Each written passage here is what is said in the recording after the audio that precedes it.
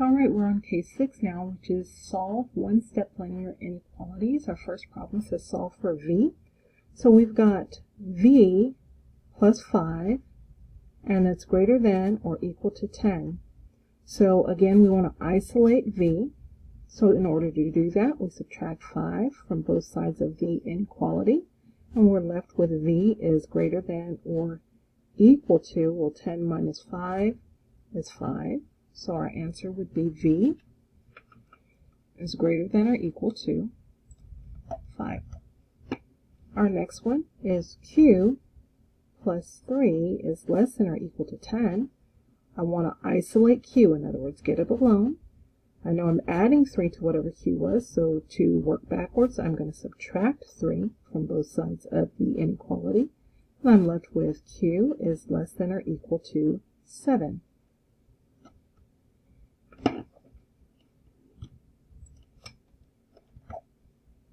Our next question is 4g is greater than 8. Well, I know this means to multiply because there's no plus or minus in between. So the opposite of multiplication is to divide. I'm going to divide by what's in front of the variable. So 4g divided by 4 is just g. 8 divided by 4 is 2. So we have g is greater than 2.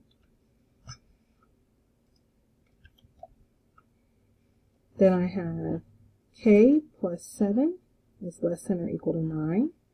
I want k isolated or by itself, so I'm going to subtract 7 from both sides of the inequality sign. So I have k is less than or equal to 2.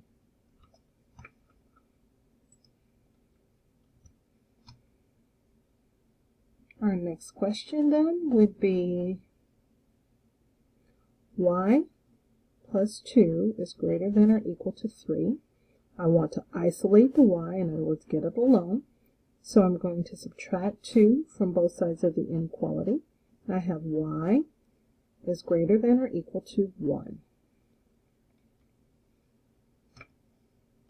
If you notice, the process that we're doing is exactly the same process as we did in the j's. Nothing changed. Let's move on. We've got 3z, or 3 multiplied by z, is greater than negative 6. I want z isolated, and I know 3 is being multiplied by z, so I'm going to divide by 3 on both sides of the inequality, and I have z is greater than negative 2. Now on this one you may have said, Miss Clark, you said if you divide by a negative number, make sure you flip the signs. Keep in mind, the 6 was negative, not the 3 that I'm dividing by. So there's no need to flip the sign.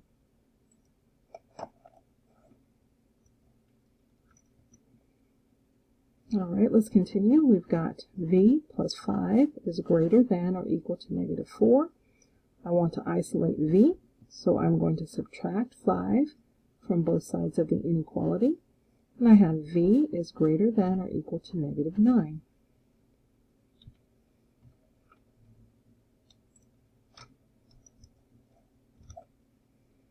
Let's continue. We have g plus 12 is greater than or equal to 9. I want to isolate g, so I want to subtract 12 from both sides of the inequality.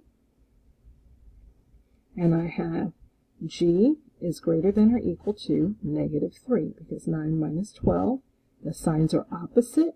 We subtract. 12 minus 9 is 3, and our answer is negative because 12 is bigger. So I have g is greater than or equal to negative 3. Alright, we've got negative 3 is less than or equal to 3p. Again, I want to isolate p, so it doesn't matter that it's on the other side of the inequality sign than what we're used to seeing. The process is the same. If I want p alone, I'm going to have to divide both sides of the inequality by 3. So 3p divided by 3 is p.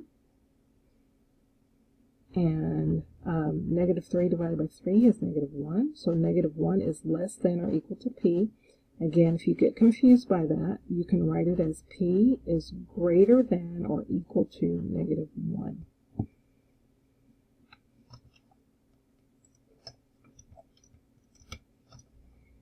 All right, then we have got D divided by 5 is greater than 2. I want D isolated, so I'm going to do the opposite of divide, which is to multiply by 5 on both sides of the inequality, and I'm left with D is greater than 10, because just like we did up here where we have 3p divided by 3 and we got 1, here this is like saying 5D divided by 5. That's how I got just 1D. So I have D is greater than 10. All right, I think we're going to stop here, and I will continue on to the others. Have a good one.